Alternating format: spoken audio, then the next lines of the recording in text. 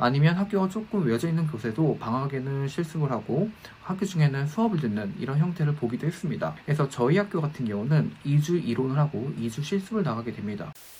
자, 안녕 여러분, 가온입니다. 자, 오늘은 여러분들이 궁금해 하셨던 그 부분에 대해서 오늘 또 설명을 해드리고자 이렇게 카메라를 켜게 되었습니다. 자, 오늘은 어떤 걸 설명해 드릴 거냐면 바로 실습인데요. 3학년이 되면 이제 외부로 나가는 병원 실습을 나가게 됩니다. 자, 실습을 나가게 되면 이론 수업을 하지 않는 것인지 아니면 병행을 하는 건지, 병행을 하더라도 어떻게 같이 할 수 있는지에 대해서 많이들 궁금해 하시고, 또 간혹 가다가 뭐 주워들이신 분들도 있어요. 병원 실습을 하게 되면 근처에 모텔, 그러니까 하숙방을 구해서 한 2, 3주, 한 달 정도 살아야 되지 않겠냐라고 하시는 분들도 있는데, 그래서 그 부분에 대해서 오늘 다 설명을 해드리고자 이렇게 카메라를 켜게 되었습니다. 일단은 이 실습은 모든 학교마다 다 달라요. 어떤 학교 같은 경우는 방학 때 실습을 나가고 학교 중에는 이론만 진도를 빼는 그런 학교도 있습니다. 이러한 학교는 대부분 자립병원이 없는 경우가 좀 많아요. 아니면 학교가 조금 외져 있는 곳에도 방학에는 실습을 하고 학교 중에는 수업을 듣는 이런 형태를 보기도 했습니다. 그래서 저희 학교 같은 경우는 2주 이론을 하고 2주 실습을 나가게 됩니다. 저희 학교는 분반이 총 6개의 분반입니다. 이 6개의 분반이 모두 한꺼번에 실습장을 갈 수가 없기 때문에 앞계 3개, 뒷반 3개 이렇게 나눠서 실습을 나가게 됩니다. 개강과 동시에 실습 2주, 이론 2주, 실습 2주, 이론 1주 하고 중간고사를 보게 됩니다. 그러니까 저희는 중간고사 보기 전에 실습을 2개 나가고 중간고사 이후에 실습을 하나가 나가는 건데, 그러면 뒷반에 있는 반들은 이론을 먼저 나갑니다. 그리고 이론하고 실습 2주, 이론 3주 하고 중간고사예요. 그러니까 중간고사 보기 전에 실습 하나를 나가고 중간고사 끝나고 실습 2개를 나가게 됩니다. 이렇게 해서 이론 2주, 실습 2주 이런 식으로 하는 경우가 있고, 실습병원을 가게 되면 여러 학교들을 만나게 되는데, 여러 학교들 만나면 이렇게 들어보는 이야기가 실습을 한 달에 쫙 합니다. 한 달 하고 한 달 반 정도 하고 나서, 그리고 실습이 완전히 끝나게 되면 4주 이론하고 바로 시험 보고, 물론 다 더블 강의로 수업하게 됩니다. 그래서 4주 하고 중간, 4주 하고 기말, 이렇게 해서 이제 방학을 하게 되는 것이죠. 학기 중에 실습을 나가는 학교의 경우에는 모두 다 더블 강의를 하게 됩니다. 2학점짜리는 일주일당 2시간 수업이거든요. 근데 더블 강의를 하게 되면 4시간을 하게 됩니다. 그래서 2주 이론을 배울 때 총 8시간, 일반 커리큘럼 봤을 때 총 4주차를 나가는 거죠.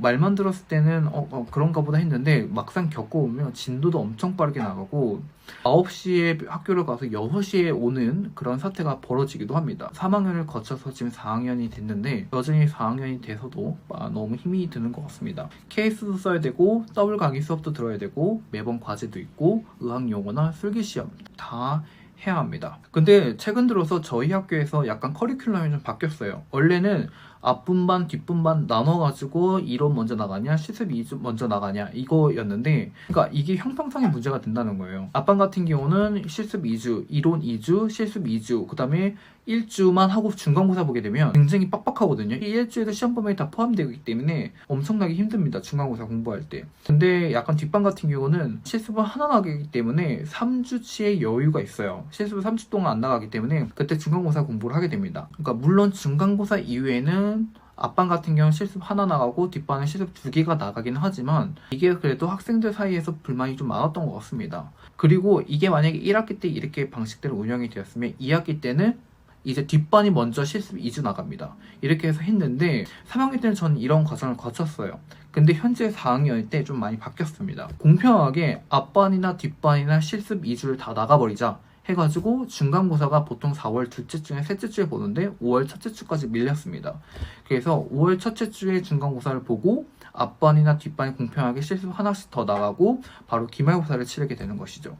지금 저희가 처음으로 시행하다 보니까 중간고사가 아무래도 5월 1일이다 보니까 지금 아직 3월이거든요.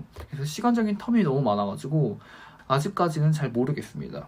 그리고 시골에 있는 학교에 같은 경우는 실습을 시내로 가거나 다른 타 지역을 가야 되긴 하는데, 저도 이거 듣기만 했기 때문에 그냥 이런 점이 있다, 제 말이 틀릴 수가 있다라는 점만 참고해 주시면 될 것 같아요. 완전 타지로 나가거나 아니면 이제 시내로 나가야 되는 경우에는 실습을 두세 과목을 몰아서 하는 경우가 있는 것 같아요. 왜냐하면은 이제 아무래도 학생들이 그 근처에 있는 방을 구해야 하기 때문에 한 달 정도 실습을 나가는 걸로 몇 번 들은 적이 있던 것 같아요. 그리고 실습을 하게 되면 약간 중간고사나 기말고사 공부를 제대로 할 수 있는지에 대해서도 많이 궁금해 하시는데, 체력이 많이 딸리시는 분들은 약간 실습을 끝나고 오자마자 잠을 자게 됩니다. 그렇기 때문에 어떠한 공부를 할 수가 없다는 거죠. 제 생각에는 만약 이러한 경우를 대비해서 차라리 실습을 가기 전에 일찍 일어나서 공부를 하고 실습장에 가서 실습 끝나자마자 자는 게 더 좋을 것 같다는 생각이 듭니다. 제가 그렇게 했거든요. 근데 실습은 힘든 실습이 있고 안 힘든 실습이 있습니다. 예를 들어서 제가 여성건강간호학, 그러니까 지금 산부인과를 실습 나갈 때는 남자들이 해줄 수 있는 게 거의 없어요. 물론 여자들도 마찬가지입니다. 통 역할을 많이 하고 왔지만,